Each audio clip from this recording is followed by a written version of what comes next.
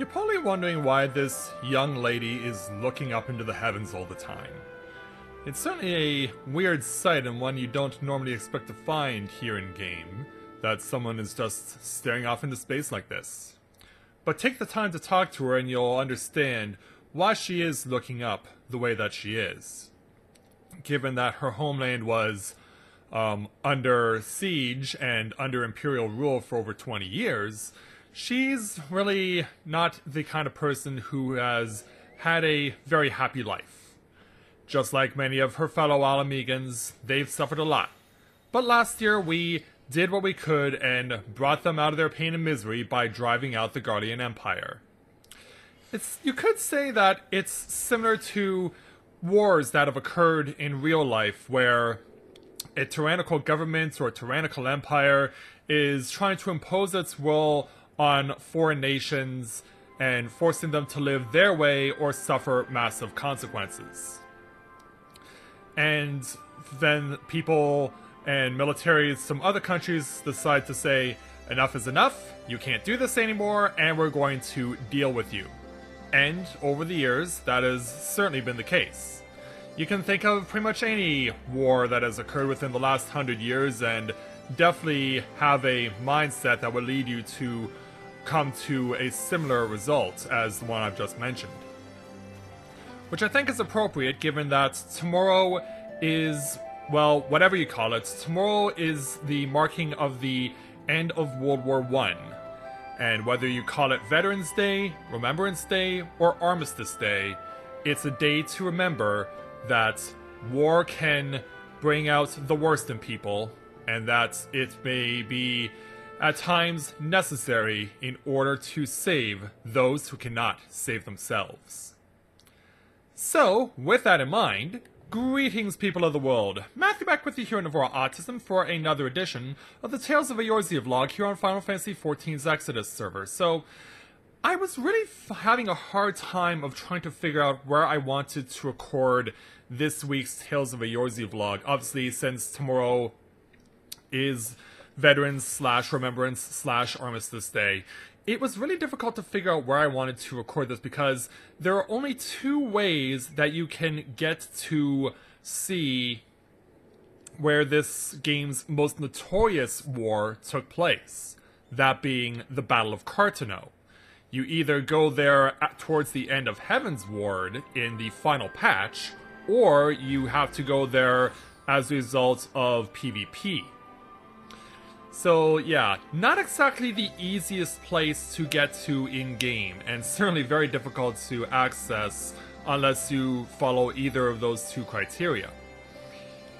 So yeah, since I wasn't necessarily all that interested in doing PvP because I hardly ever do PvP and I stink at it, I felt that it probably made the most sense as far as the most recent of conflicts to come to where the original story for Stormblood ended, here in Alamigo. I thought it was the right place to come and take a look at everyone here, like this young lady. There are also, of course, still remnants of the war around. People are still trying to pick up the pieces after more than a year of being set free, because, yeah, you got sandbags everywhere, stuff is still stored away in crates, like, the visions and remnants of us getting the people of Alamigo free are still very evident and very apparent here. And knowing that in story we have a situation where we know that the source of these various conflicts continues to manifest and exist, lets us know that we're not done yet. We may have helped out these people here in Alamigo, but we know that there's still many more who need our help. There's still many more who need to be saved from Garlean tyranny. And so, it's something that I felt like, this was something that of course needed to be talked about.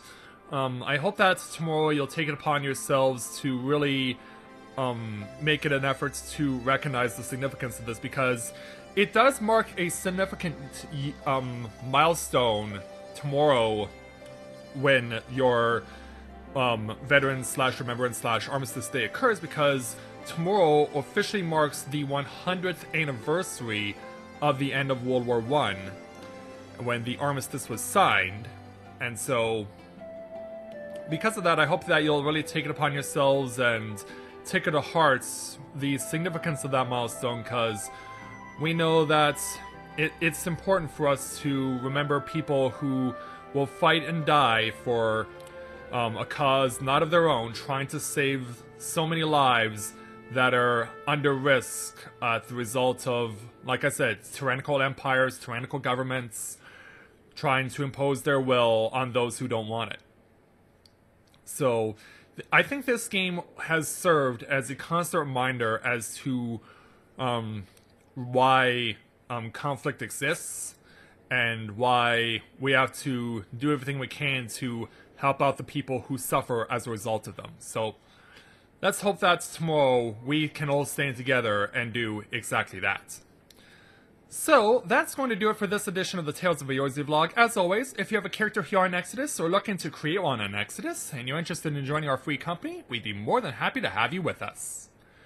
So thank you very much everyone for watching, and until next time everyone, this is Matthew at Navarre Autism, saying take care, and I'll see you soon.